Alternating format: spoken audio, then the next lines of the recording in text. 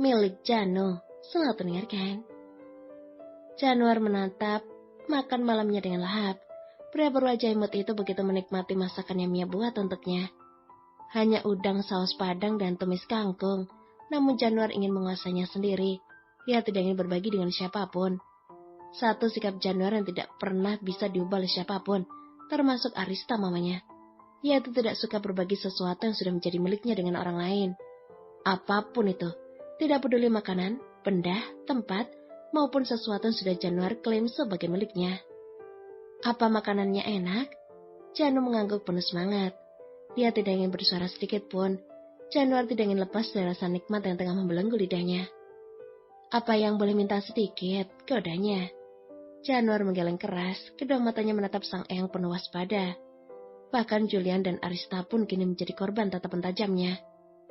Ini punya Janu. Kalau Eyang Putri mau, minta aja sama Ella. Serunya panik. Eyang menampilkan senyuman tipisnya. Wanita sepuh itu sama sekali tidak marah ataupun kecewa saat Januar menaikkan nada suaranya. Eyang Putri bahkan sangat senang saat Januar menyahut dan mau berbicara dengannya. Karena biasanya Januar akan abai. Cucunya itu lebih fokus pada Rubik atau apapun yang dia rasa cukup menarik di matanya. Bahkan Eyang Putri pun sering terabaikan kala Arsita ikut mencari perhatian Januar. Putra tirinya sangat Arsita sayangi. Awalnya Eyang Putri merasa kalau Arsita tidak benar-benar menyayangi Januar dan belum mau menerima Arsita sebagai pengganti menantunya sudah tiada. Namun perlahan Eyang luluh, apalagi Ginanjar. Almarhum putra sematawayangnya terus saja memohon padanya agar mau menerima Arsita. Berjalannya waktu, Eyang Putri dapat melihat sendiri bagaimana perlakuan Arsita pada Januar. Tidak ada bedanya, seperti Arsita memperlakukan Julian, putra kandungnya sendiri. Putra dari pernikahannya terdahulu, pernikahan yang hancur karena orang ketiga. Bahkan sepertinya kasih sayang Arsita pada Januar lebih besar, hingga membuat Julian sering cemburu dibuatnya. Eyang Putri merasa hutang budi pada Arsita, karena setelah kepergian Ginanjar, Arsita lah yang mengurus perusahaan bersama Julian. Nanti Eyang suruh Mia buat bikin lagi gimana? Pucuk Eyang Putri. Wanita bersanggul itu menatap gemas pada cucu kandung sematawayangnya. Walaupun Eyang Putri sudah menganggap Julian sebagai cucu sulungnya, tapi tetap saja, hanya Januarlah darah dagingnya. Pengganti putra sematawayangnya sudah pergi mendahului karena terkena serangan jantung akibat terlalu lelah bekerja. Sempat dulu Eyang Putri menyarankan Arsita menikah lagi, lalu meminta menantunya untuk mengurus harta Gonogini Ginanjar. Namun Arsita menolaknya. Wanita berkulit putih itu mengatakan kalau dirinya akan menjalankan amanah Ginanjar, yaitu mengurus Januar dan Eyang Putri, memastikan putra serta ibunya hidup dengan baik. Terlebih dengan keadaan Januar saat ini, akibat sakit yang Januar derita saat usianya 5 tahun, Januar panas tinggi hingga kejang, hingga mengakibatkan syaraf di otaknya terganggu. Berakhir seperti ini, tapi entah kenapa IQ yang dimiliki Januar jauh di atas Julian, yang notabene sehat dan baik-baik saja. Ada yang mengatakan kalau ada seorang anak terkena panas tinggi hingga step atau kejang, dan mengenai saraf otaknya, di anak bisa dinyatakan autis, bukan hanya karena bawaan dari lahir, tapi juga bisa terjadi karena sesuatu hal. Dan yang lebih mencenangkan lagi, si anak yang mengalaminya akan berubah, entah itu menjadi pintar, bahkan sangat pintar, atau mungkin kebalikannya. Dan Januar, sepertinya anak asuh kesayangan Almia itu mengalami opsi yang pertama. Januar pintar, bahkan sangat pintar, dan dia lebih dikenal dengan kata jenius. Mia? Siapa Mia, Yang? Januar menoleh, kedua pantatnya memicing tajam pada Julian. Padahal dari tadi pria berkaus putih itu tengah sibuk dengan udang dan kangkungnya. Namun saat Januar mendengar Julian mengucapkan nama pengasuhnya, alarm di dalam otaknya beraksi cepat. Dia milik Janu. Kenapa Kak Julian tanya milik Janu? Sama Yang Putri. Yang Putri dan Arista menoleh. Kedua wanita itu saling pandang, begitupun dengan Julian. Pria bersimpel di dagu itu mengernyitkan dadanya dalam. Astaga, aku tidak tertarik pada babu, mau saja, tegasnya tajam. Julian tahu kemana arah pembicaraan adik tirinya. Januar pasti mengira kalau dirinya ingin mengambil wanita bernama Mia itu, yang Julian yakini kalau wanita bernama Mia adalah pengasuh baru si anak manja. Tertarik pada babu, yang benar saja. Pacarnya lebih berkelas, pikir Julian remeh. Julian tersenyum sinis, dia tidak sadar utapannya itu membuat Januar menatap tajam karanya. Bahkan Januar sudah mencengkeram erat sendok di tangannya. Mia milik Janu, Mia bukan babu, tukasnya tajam. Sarah Pimoy, episode ke-17, Aneh, selamat mendengarkan. Selepas menyiapkan makan malam untuk Januar, Mia memutuskan untuk membersihkan diri dalam kamarnya. Kamar itu menjadi tempat Mia berkeluh kesah, menumpahkan rasa lelah yang mulai menyerangnya. Mia harus bergegas mandi karena sang tuan muda pasti tengah mencarinya saat ini. Untung saja dirinya menyempatkan makan malam, walaupun hanya sedikit. Setidaknya ada kekuatan saat Mia menidurkan Januar nanti. 10 menit waktu yang dibutuhkan oleh Mia. Wajah gadis berambut panjang itu terlihat lebih segar. Rasa lelah dan kantuknya hilang seketika terbawa air mandi. Mia segera mengganti pakaiannya, mengeringkan rambut panjang sepunggungnya sebelum dia menemui Januar. Waktu sudah menunjukkan pukul 7:30 malam. Mia yakin kalau Januar sudah selesai makan malam. Kak Mira kok nggak ada kabar sih? Apa di tempat tugasnya Mas Farid nggak ada sinyal? Mia terus saja mengecek ponselnya. Dia berharap kakak perempuan satu-satunya itu memberinya kabar. Sudah hampir 1 minggu ini Almira, kakaknya belum memberikan kabar apapun. Selepas Mira ikut pindah bersama suaminya, yang notabene adalah anggota Kesatuan TNI Angkatan Darat, ke daerah yang menjadi tempat tugas suaminya. Mia merasa kesepian karena salah satu teman curhatnya hilang.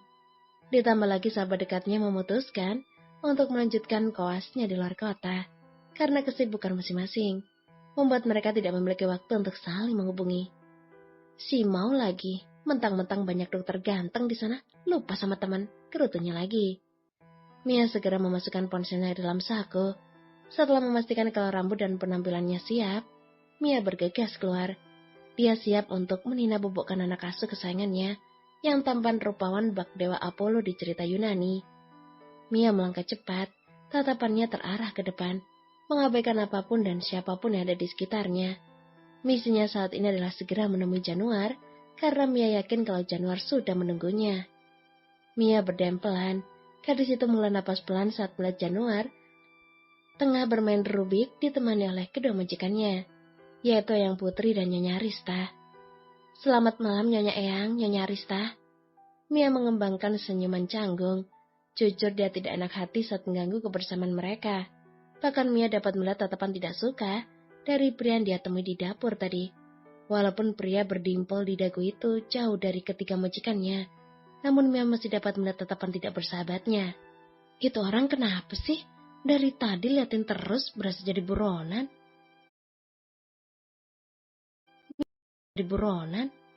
Mia terus saja berkesal ria dalam hatinya. Entah kenapa Mia ingin sekali segera pergi ke kamar Januar. Tatapan pria berkaos marun itu sangat mengganggunya. Mia sudah selesai. Lamunan sang pengasuh pecah. Mia sedikit tersentak kala mendengar suara Januar.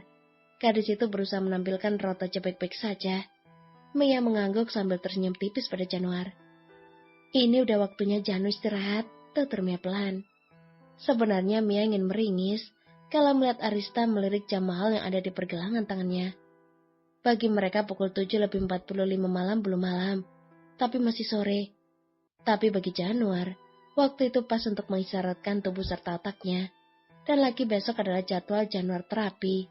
Mia juga harus memastikan kalau Januar meminum semua obatnya. Ayo, Janu mau tidur Mia. Tanpa disuruh 2 kali Janu bangkit. Pria bertubuh tinggi itu mendekat pada Mia, sembari mengulurkan tangannya. Rubik kesayangan Januar pun tidak pernah lepas dari tangannya. Benda rumit yang selalu membuat Mia mual saat melihatnya. Mual karena kapasitas otaknya tidak sampai. Mia sempat berpikir, kenapa Januar bisa memainkan benda itu? Bukankah Rubik adalah benda yang sangat sulit untuk dimainkan? Mia? Iya? Mia tersentak saat Januar mengguncang lengannya. Gadis berambut panjang itu mengangguk pelan. Mia bahkan menundukkan sedikit kepalanya pada Eyang Putri dan Nyonya Arista sebelum Mia membawa Januar. Janu tidur dulu ya Eyang, Mama. Eyang Putri dan Arista mengangguk. Keduanya melempar senyuman pada Januar. Iya sayang, jangan lupa berdoa dulu ya. Apa Janu mau Mama temenin tidurnya? Januar menoleh pada Mia. Tidak lama pria itu menggeleng pelan buat Arista merengut. Nggak usah, Janu sama Mia aja. Setelah mengatakan itu Janu meninggalkan mereka. Sedangkan Mia terlihat ragu untuk mengikuti langkah anak asuhnya.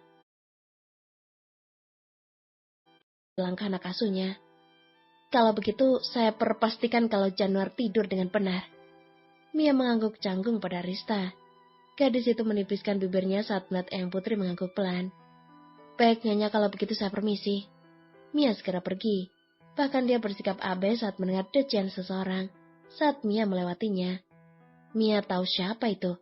Siapa lagi kalau bukan pria yang selalu melihat aneh padanya. Tuh cowok kenapa sih? Kayaknya nggak suka banget sama aku, heran deh. Kerutunya. Episode ke-18. Ondor di lagi. Selamat mendengarkan. Mia mengusap kepala Januar lembut. Malam ini Mia tengah menidurkan anak asuhnya dengan cepat. Karena esok Januar harus terapi dan menjalani pengobatannya. Sebersit senyum terpatri di bibir Mia. Kedua matanya terus saja menatap lekat pada sang pemilik raga yang terlihat begitu sempurna. Mia masih tidak menyangka kalau pria dewasa memiliki wajah tampan rupawan ini memiliki kekurangan. Mia bahkan sempat tidak percaya kalau Januar adalah pria autis.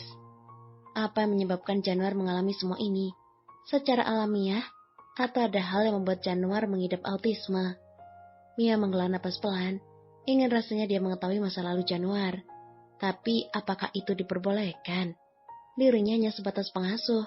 Dan mungkin tuan rumah ini akan memberikan sanksi padanya kalau terlalu ikut campur masalah internal keluarga Rajendra. Tahu nggak, kamu bocah terpintar yang pernah aku asuh. Aku aja sampai mual lihat Rubik yang kamu mainin. Tapi kamu malah asik maininnya. Apa benar kamu autis? Kenapa kapasitas otak kamu lebih banyak daripada aku yang normal? Mia bergumam pelan. Usapan di kepala Januar tidak Mia hentikan. Sang pengasuh ingin memastikan kalau anak asuhnya sudah tertidur lelap. Tuhan memang adil ya. Di balik kekurangan kamu, Tuhan ngasih kamu kepintaran yang orang lain gak tahu. Mungkin di luar sana, orang-orang masih menganggap kamu manusia gak berguna. Padahal ternyata kamu lebih berguna daripada mereka. Bahkan lebih sempurna dan ganteng, cicitnya pelan. Mia tersenyum kecil, mendengar ucapannya sendiri. Baru pertama kali ini dirinya mengagumi seseorang. Terlebih lagi seorang pria. Pria menjadi anak asuhnya sendiri. Tidak lebih, Mia hanya kagum karena Januar tidak pernah mengeluh ataupun memprotes apa yang dialami saat ini. Pandangan buruk yang orang layangkan padanya begitu diabaikan oleh Januar. Mia menyadari itu hanya tersenyum tipis dalam hatinya. Selamat malam Janu, sampai ketemu besok pagi. Bisikan lirih Mia membuat Januar menggeliat pilan. Pria berkaos abu-abu itu mengeratkan selimut yang membungkus tubuhnya. Membalikan tubuhnya membelakangi tubuh pengasuhnya. Mia menoleh sebentar sebelum dirinya benar-benar keluar dari kamar sang tuan muda. Hingga saat pintu besar itu tertutup rapat, kedua mata indah Januar perlahan terbuka. Sudut bibirnya terangkat, membentuk senyuman tipis membuat wajah tampannya semakin tampan. Tangan Januar perlahan terangkat, mengusap kepalanya sendiri, yang tadi diusap lembut oleh Mia. Selamat malam ya, mimpi indah, fisiknya. Pagi menjelang, sinar mentari pagi yang menyelinap lewat celah-celah jendela sama sekali tidak mengusiknya. Kediaman Rajendra sudah ramai oleh para penghuninya, tapi pria berkaos abu-abu itu sama sekali tidak ingin bangkit dari pembaringannya. Padahal, sang pengasuh sudah berkali-kali membangunkannya. Tidak seperti biasa, dia sulit untuk dibangunkan, karena biasanya pria itu akan bangun tepat waktu setiap harinya. Janu, ayo bangun, katanya kita mau terapi. Mia menyibakkan selimut tebal yang membalut tubuh Januar. Mia merangkak naik ke atas tempat tidur, bergerak perlahan, menepuk kedua pipi anak asuhnya. Janu, ayo bangun. Januar melengup pelan. Pria berkulit putih itu kembali menarik selimutnya saat merasakan hawa dingin menusuk permukaan kulitnya. Mia, Janu masih ngantuk, rengeknya. Mia menghela napas dengan cepat.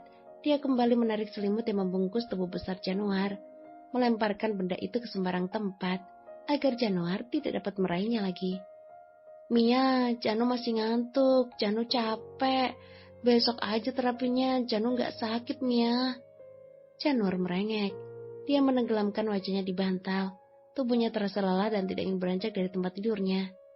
Ayo bangun, ini udah siang, ayo mandi, Mia mandiin. Kedua mata Januar yang tadinya terpejam erat seketika terbuka. Januar membalikkan tubuhnya, menatap Mia dengan lekat tanpa berkedip. Ya udah ayo, tapi Janu mau berendam dulu ya. Serunya kencang, membuat Mia meringis pelan. Astaga Tuhan, onderdil lagi, lirihnya. Demi bisa menuntaskan tugasnya, Mia harus berurusan lagi dengan sesuatu yang membuat wajahnya memerah.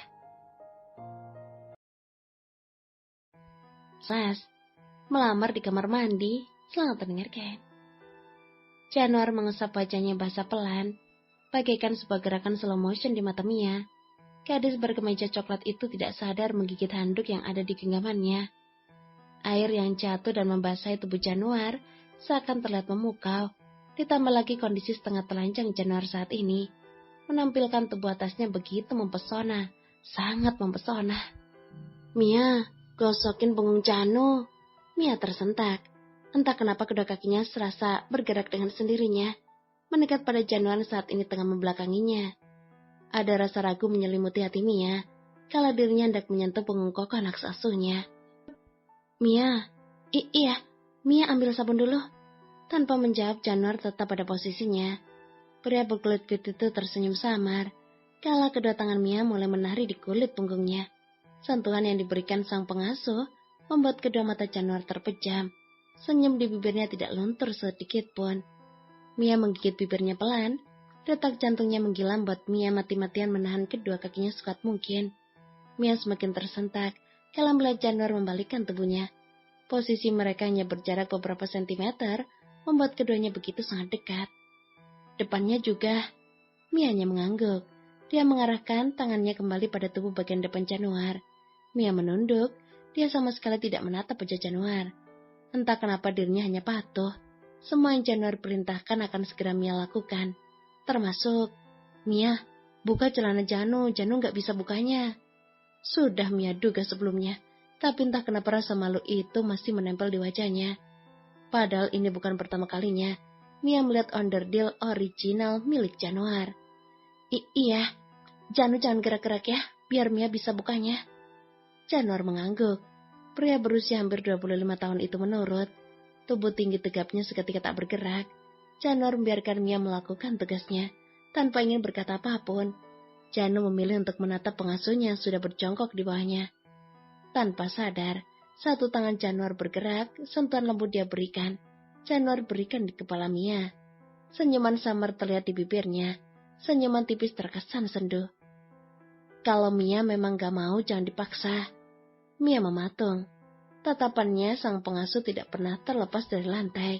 Mia terus saja menunduk, menghindari sesuatu beberapa kali dilihatnya. Tapi Janu gak bisa buka celana sendiri. Maaf, kalau selama ini Mia sudah kesusahan karena Janu. Suara lirih Januar mencubit hati Almia. Entah kenapa ada rasa bersalah dalam hatinya. Seharusnya dia tidak boleh setengah hati seperti ini. Bukannya ini sudah menjadi tugas dan tanggung jawabnya. Mungkin Tuhan sudah mentakdirkan keduanya bertemu, agar Mia dapat merawat Januar setulus hati. Mia mendongak, kedua matanya berembun kala melihat Januar memalingkan wajahnya ke arah lain.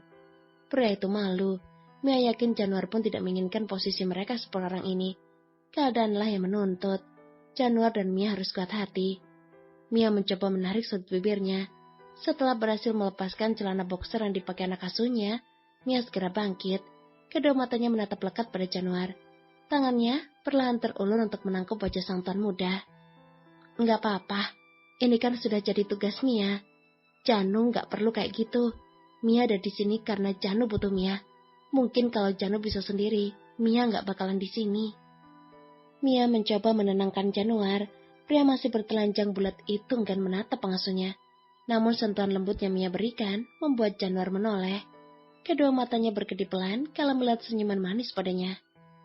Apa Mia bakalan selamanya di sini sama Janu? Mia membatu.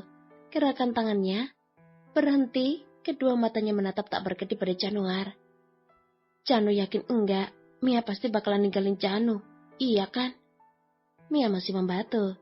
Lidahnya keluh, dia tidak tahu harus berkata apa. Semua yang diucapkan Januar benar. Dia tidak mungkin selamanya di sini menjadi pengasuh sang tuan muda. Dia juga harus menata hidupnya, menikah, memiliki anak, membangun keluarga kecil yang bahagia. Lalu kalau dirinya tidak ada, bagaimana nasib Januar? Janu mau Mia di sini terus. Berarti biar Mia bisa sama Janu terus, Mia harus jadi calon istri Janu. Kan kata Mia, calon istri itu harus menemani Janu seumur hidupnya. Janu mau Mia selamanya di sini sama Janu. Tubuh Mia semakin membatu, kedua matanya membulat, bahkan Mia sampai lupa kalau Januar masih belum memakai handuknya. Ucapan anak asuhnya membuat lidah Mia keluh, tidak bisa bergerak sama sekali. Bagaimana tidak? Ucapan Januar terdengar seperti lamaran untuknya. Lamaran yang sangat estetik sekali. Melamar di kamar mandi dalam keadaan telanjang bulat. Mia terkekeh pelan. Dia menganggap semua kata yang Januar lontarkan hanya candaan semata. Mia kembali memasang wajah ramahnya. Rasa terkejut yang tadi menghantam hatinya sudah dihempaskan jauh mungkin. Mia gak bakalan kemanapun sebelum Janu sembuh. Ayo kita pakai baju. Janu pasti udah kedinginan kan? Mia membelitkan handuk di pinggang koko Januar. Senyuman masih terpatri di bibirnya tanpa ingin menatap pada Januar. Tanpa Mia sadari kalau saat ini Januar terus saja menatap lekat padanya dengan kedua tangan yang terkepal. Kalau begitu, Janu tidak akan pernah mau sembuh karena Janu mau Mia selamanya di sini. Tekadnya dalam hati. Budak cinta, selamat mendengarkan. Mia menopang dagu lelah, pandangannya tertuju pada halaman rumah Rajendra yang begitu sangat luas. Selepas mengantar budak cinta, selamat mendengarkan. Mia menopang dagu lelah, pandangannya tertuju pada halaman rumah Rajendra yang begitu sangat luas. Selepas mengantar Januar terapi dan berobat, Mia menyempatkan dirinya beristirahat dan makan siang. Sementara Januar tengah diambil alih oleh Eyang Putri. Wanita sepuh itu memahami kondisi Almia saat ini. Eyang Putri tahu kalau Mia tengah kelelahan. Maka dari itu dia membiarkan Mia beristirahat. Mengambil alih Januar dan membawa pria itu ke ruang kerja almarhum Ginanjar, putra sematawayangnya. Sementara Mia masih sibuk dengan pikirannya, memikirkan ucapan Januar tadi pagi. Mia menggelengkan kepalanya berusaha mengabaikan semua kata-kata Januar yang terus saja berdengung di telinga dan otaknya. Wah, kemana si manja? Kenapa babunya malah duduk santai di sini? Mau makan gaji buta? Mia tersentak dari lamunannya. Gadis berkemeja coklat itu menatap pria yang tengah bersedekap dada di depannya. Wajah pria berdimpol di dagu itu terlihat angkuh dan sombong. Entah kenapa Mia sama sekali tidak menyukainya, walaupun wajahnya tidak kalah tampan dengan Januar. Saya sedang istirahat, Tuan. Janu juga sedang bersama Nyonya Eyang. Jadi maaf, saya tidak pernah makan gaji buta. Saya melakukan tugas saya dengan baik, tegasnya. Mia tidak terima. Dia tidak menerima perkataan pria itu yang menyimpulkan kalau dirinya abai pada Januar dan tugasnya. Situ kali yang makan gaji buta, masih siang udah pulang ke rumah. Entah kenapa kalimat itu keluar begitu saja dari mulutnya. Mia menyadari ucapannya segera membekap mulutnya sendiri. Sudut matanya melirik pada pria beralis tebal yang tengah mengepulkan asap dari kedua telinganya. Maaf, mulut saya sulit dikontrol kalau sudah julid. Mia segera bangkit dan berlari meninggalkan pria itu sendiri. Mia tidak peduli kalau dirinya akan terkena masalah nanti. Yang terpenting saat ini adalah kabur. Sementara pria berdimpel di dagu itu semakin mengepulkan asap di kepalanya. Ingin rasanya dia memaki dan mengatai pengasuh adik tirinya. Ternyata bukan hanya Januar yang menyebalkan. Babunya pun ikut menyebalkan sama seperti tuannya. Babu sialan, babuku. Ucapannya terhenti kala merasakan ponsel di sakunya bergetar. Kedua matanya membulat dan berbinar kala melihat nama kontak di layar ponselnya. Ha, Julian sialan, apa yang lu lakuin, ha? Kenapa kepala rumah sakit mindahin gue? Jawab, bangke. Julian menjauhkan ponselnya, telinganya berdengung keras. Namun bibirnya tidak berhenti tersenyum kala mendengar umpatan gadis pujannya. Gadis yang selama ini dia kejar, namun sang gadis selalu berlari menjauh. Cuma mindahin kamu ke kota ini, biar kita bisa ketemu terus. Julian terkekeh kecil. Biarkan saja orang lain menganggapnya gila. Dia memang sudah gila, karena tergila-gila pada gadis yang tengah menemakinya di telepon. Dasar gila. Julian, jangan gunain kekuasaan lu buat nindas orang ya.